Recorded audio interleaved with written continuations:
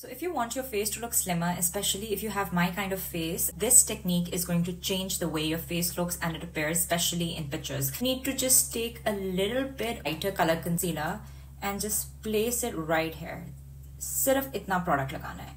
That's it. You have to take your concealer brush. It's supposed to be something like this. It should be a little flat ताकि जब आप product को press करें, move ना हो आपके skin के ऊपर. Here is my product and I'm just going to start blending it. And I need to keep the product here. So just the inner part, and I am not going to extend this part till here. This kind of stops from the middle of my eyeball that's where it's going to stop. I'm not going to move the product anywhere else. This is supposed to be right here. Placing lighter concealer under the eyes in an inverted triangle shape brings light to this specific area, highlighting only this part of the face where it catches the light, and this gives an illusion of a smaller face shape.